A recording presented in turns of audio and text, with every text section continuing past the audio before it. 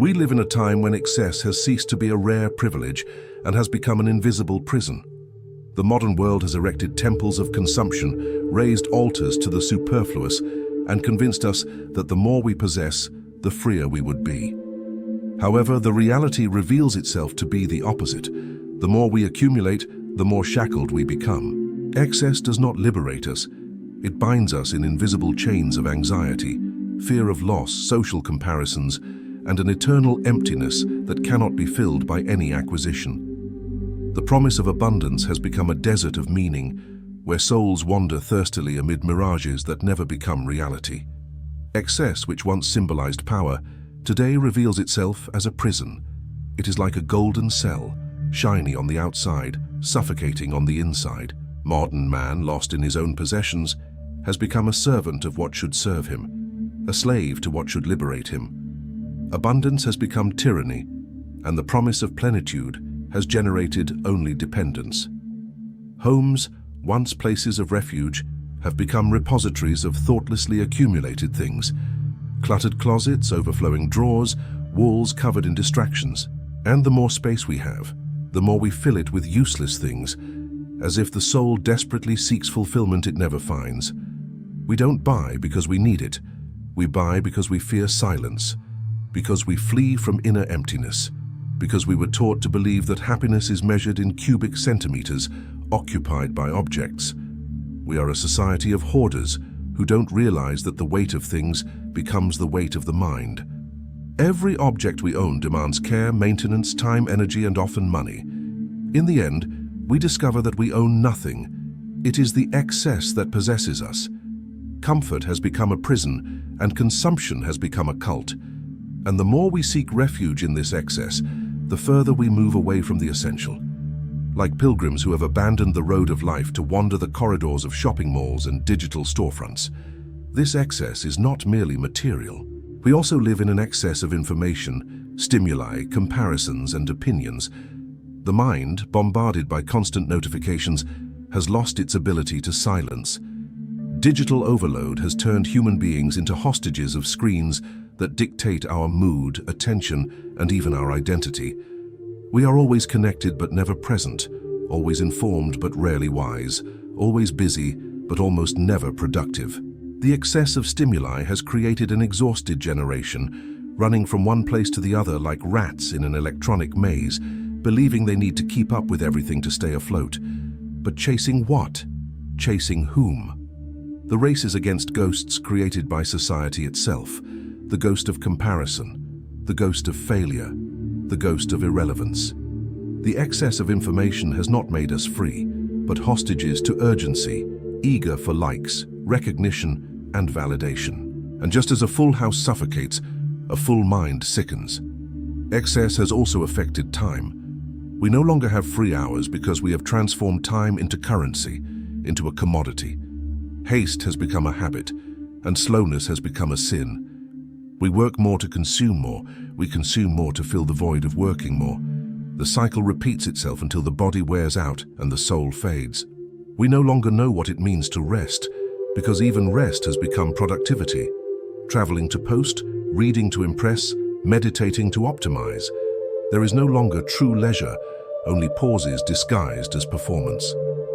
The excess of commitments makes us live as prisoners of schedules, as if every minute needed to be monetized, enjoyed, exploited.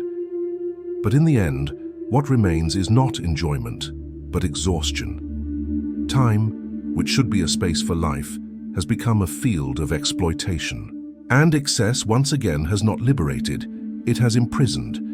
Society has educated us to believe that excess is synonymous with success. The bigger house, the more expensive car, the fatter bank account, the fuller wardrobe.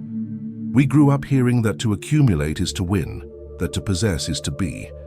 But no one warned us that excess exacts invisible tolls: anxiety, stress, conflict, isolation. The unbridled pursuit of excess has generated a silent epidemic of unhappiness, in which millions live surrounded by things but feel empty inside. Excess is a decorated prison, but it remains a prison.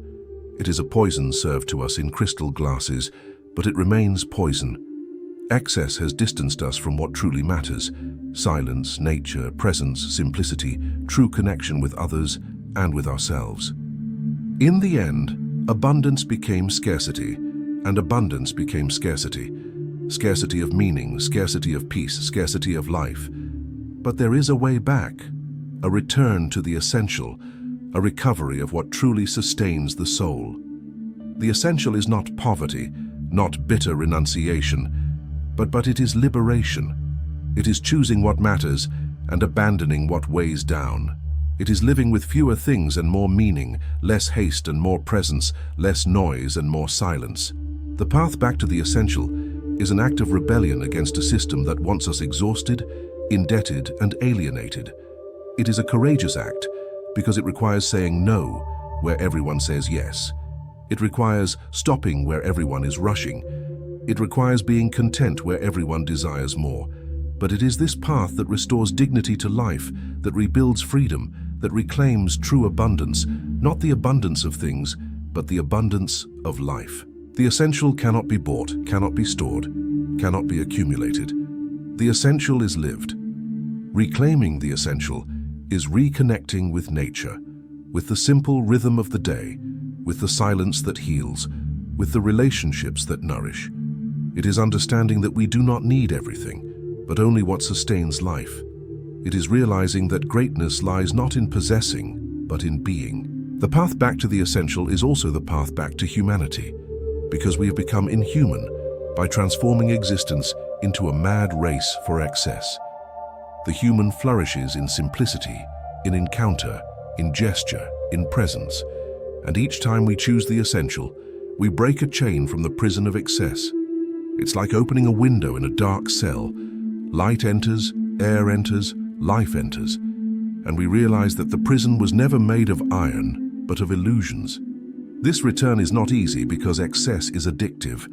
The system has taught us to constantly desire, to feel momentary pleasure in each new acquisition, to measure our worth by what we have.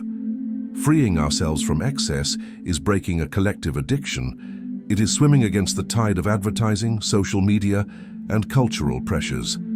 It is more than an individual choice. It is a revolutionary act.